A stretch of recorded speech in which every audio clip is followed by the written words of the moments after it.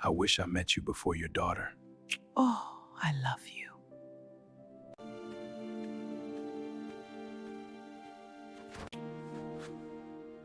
Ma, what are you doing? You should thank me. I showed you who he really is.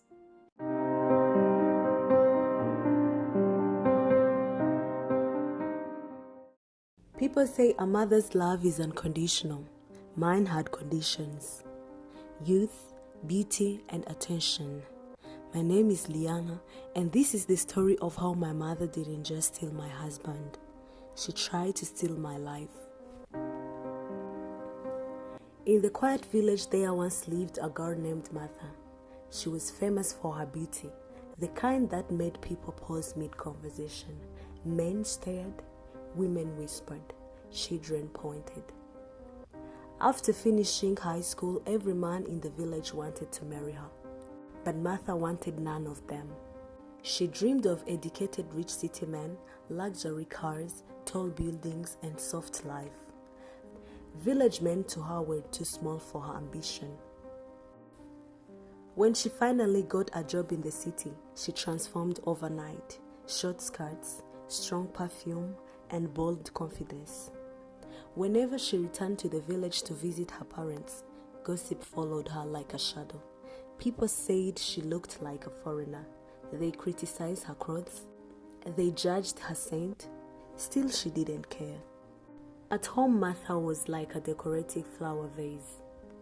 Beautiful, admired, but untouched by responsibility. She didn't clean, she didn't wash dishes, she didn't dig or help in the garden.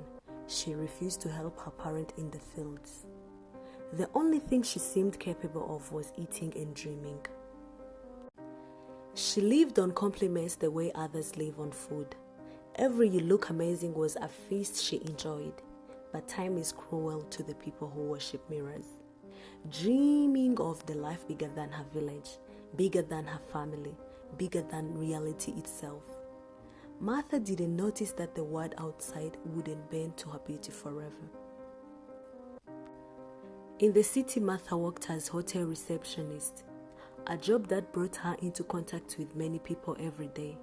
She used her beauty and her sweet, spicy tongue to attract attention, especially from powerful men. Unfortunately, she crossed a line with one of them. Life humbled her. She became pregnant, with no husband and no explanation. She panicked, desperate to remain youthful and terrified of motherhood. She tried to get rid of pregnancy, but fate refused. Her boss noticed the pregnancy and fired her. The city rejected her, and she returned to the village in shame. Villagers laughed. They mocked her pride. They reminded her how she had rejected every man who once wanted her. But Martha felt no shame, only anger. 1 month after I was born, my mother stole my grandparents' cow, sold it, and used the money to escape back to the city. She left me behind with grandparents who loved me, but who had little to give. She looked for my father, a man from another country, but he was nowhere to be found. She left her number at the hotel where they used to meet, hoping he might return. She tried to find another job but failed. This time she decided to sell her body to survive. Youth mattered more than her dignity, and freedom mattered more than family. She chose a city life and forget that we existed. But suddenly she got sick and became slim. I was in my first year of university when she suddenly announced that she wanted to live with us. My grandparents welcomed her warmly. "This is your home," they said. But the village saw the truth. She was no longer the village goddess. Her beauty was gone. Her brown skin had faded. Her city dreams had expired. The boys she once rejected were now old men. The girls she once mocked were now mothers and leaders. No one felt sorry for her. She had spent her life bragging about city life, and arrogance never ages gracefully. After 24 years, my father got news about Martha's pregnancy. He visited us in the village and met his daughter for the first time. He decided to support both of us. He started sending money to the account Martha gave him to help, reuniting with his daughter in his own way. But Martha didn't share any of it with me or help my grandparents with anything. She kept the money secretly. My father didn't know anything about mother and daughter relationship. He kept sending without asking. After some years, I married my fiancé, Ethan, who I met in university. We loved each other deeply. Ethan was charming, ambitious, and hungry for validation. My mother adored him too much.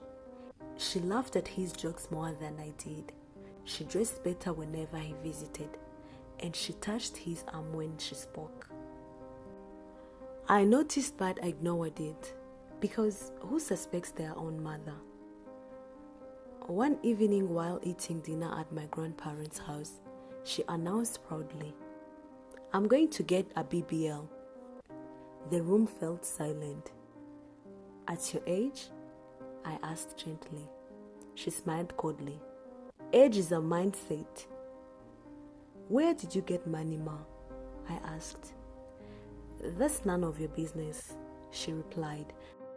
My grandparents were surprised and sad. After the surgery, she transformed. Tight dresses, bold makeup, seductive confidence. She posted photos non-stop. Men flooded her comments, including my husband. That's when the air in my marriage changed. Ethan stopped touching me, stopped listening, stopped coming home early, but he never missed visiting my mother. "Your mother understands me," he said once. "She's a vibrant, alive as if I were already dead." And the last message crushed me. "I wish I had met you before her." When I confronted them, they didn't deny it. My mother stood tall, smiling. "You should thank me," she said. "I showed you who he really is." The town whispered. Friends chose sides. Our marriage collapsed publicly. Ethan moved with her. Yes, my husband went to live with my mother. Society blamed me, but what they didn't know, I was quietly rebuilding. The attention faded. Men stopped calling my mother. Her body remained, but youth did not return. Ethan fell sick. Tests revealed HIV in his blood. He realized my mother had given it to him. Depression consumed him. And the truth hit hard. Beauty without character is empty.